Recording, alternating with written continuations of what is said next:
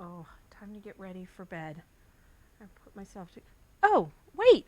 I didn't realize I had company. Oh, I'm glad to see you. You're just in time. I was going to read a bedtime story. It's one of my favorites. It's called The Paper Bag Princess. Let's see. It was written for Elizabeth. And it says, Elizabeth was a beautiful princess. She lived in a castle and had expensive princess clothes. She was going to marry a prince named Ronald. Unfortunately, a dragon smashed her castle, burned all her clothes with his fiery breath, and carried off Prince Ronald. Elizabeth decided to chase the dragon and get Ronald back. She looked everywhere for something to wear, but the only thing she could find that was not burnt was a paper bag. So she put on the paper bag and followed the dragon. He was easy to follow because he left a trail of burnt forests and horses' bones. Finally, Elizabeth came to a cave with a large door that had a huge knocker on it. She took hold of the knocker and banged on the door. The dragon stuck his nose out the door and said, Well, a princess.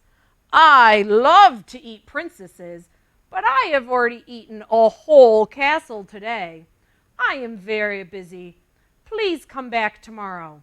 He slammed the door so fast that Elizabeth almost got her nose caught. Elizabeth grabbed the knocker and banged on the door again. The dragon stuck his nose out the door and said, Go away. I love to eat princesses, but I have already eaten a whole castle today. I am a very busy dragon. Come back tomorrow. Wait, shouted Elizabeth.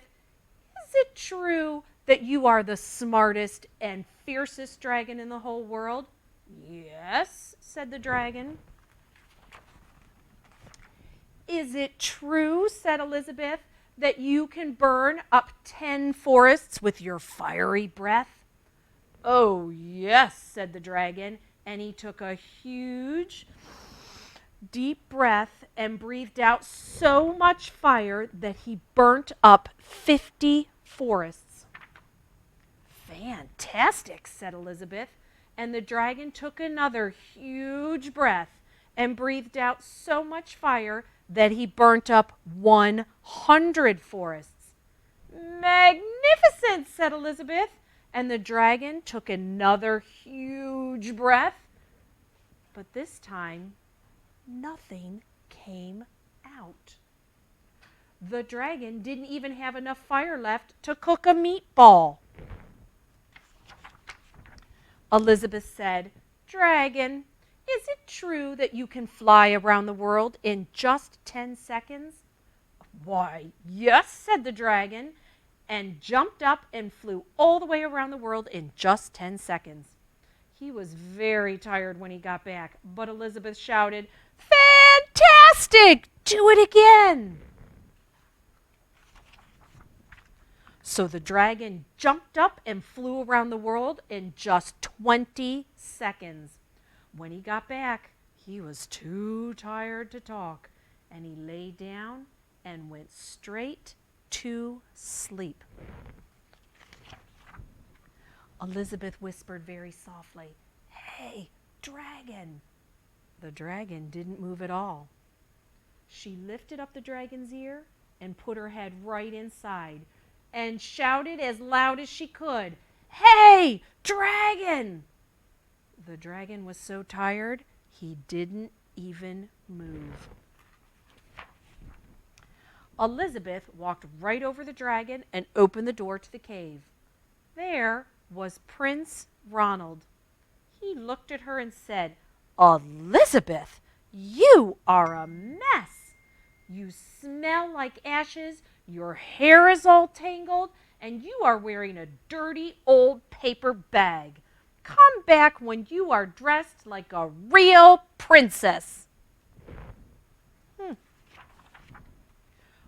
Ronald, said Elizabeth, your clothes are really pretty, and your hair is very neat. You look like a real prince, but you are a bum. They didn't get married after all. The end. Well, thank you for listening to my story. I think it's time we all get ready for bed. I have to finish putting my cold cream on so I have nice smooth skin for school tomorrow. See you in the morning. Good night.